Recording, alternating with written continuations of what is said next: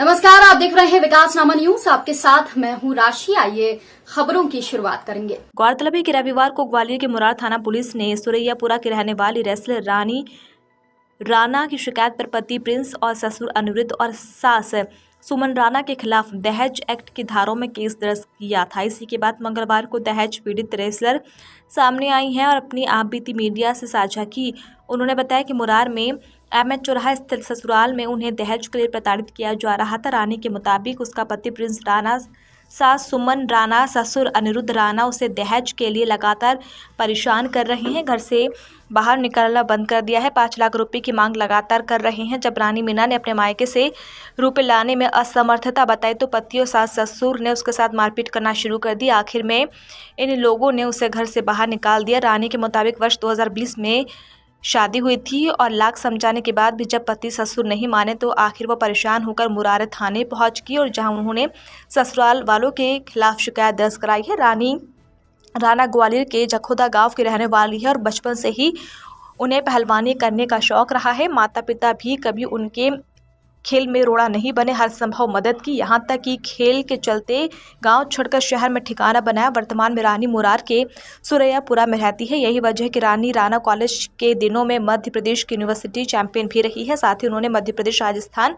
महिला केसर प्रतियोगिता में 2 बार खिताब भी हासिल किया।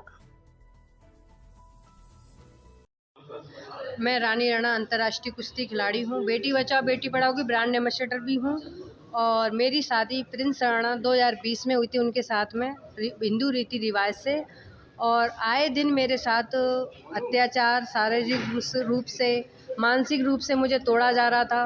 और मैंने जब विरोध किया उस चीज़ पे तो मुझे रोक टोक आने जाने पर, मैं जो बच्चियों के लिए कुछ करना चाहती हूँ, समाज के लिए कुछ करना चाहती हूँ, बस मेरी गलती यही कि मैंने एक कुश्ती खेल चुना या मैंने लड़कियों के लिए आगे बढ़ चढ़कर उनके लिए लड़ी हूँ या फिर ऐसी जगह से आई हूँ जहाँ लड़कियों को आगे नहीं बढ़ने दिया जाता है। तो यही सब चीज़ें मेरे साथ घटित हुई हैं और मैंने अपने आप को टूटने नहीं दिया है अभी तक।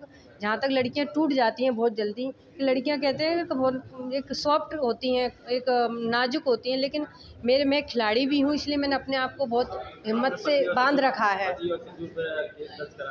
ससुर उनके माताजी और अपने हस्बैंड के ऊपर परेशान, दहेज के लिए परेशान करना, आए दिन कि तुम मेरे आने जाने पर रोक टोक। जैसे मैं अपने समाज के लिए कुछ करना चाहती हूँ, एक उदाहरण बनी हुई हूँ, तो मुझे चीफ गेस्ट में भी बुलाया जाता कि मत जाओ, मैं जब वहाँ से लौट रही हूँ तो ताला डाल देना, घर में ना घुसने देना। तो ये चीज़ें मैंने हर चीज़ इसलिए सही कि अपने एक सामान्य रूप घर से आते हैं और ये एक लड़की के लिए कहते हैं ना कि शुरू से दिमाग में डाल दी जाती है कि पति के बिना एक लड़की कुछ नहीं होती है। उस डर के मारे में 3 साल निकाल दिए मैंने हर चीज़ सहते हुए, लेकिन अब मैंने हिम्मत जुटाई है अपनी, अब जाके कि अब मुझे लड़ना, अपने लिए लड़ना है और आगे आने वाली बच्चियों के लिए भी मैं एक लड़ सकूँ उनके लिए।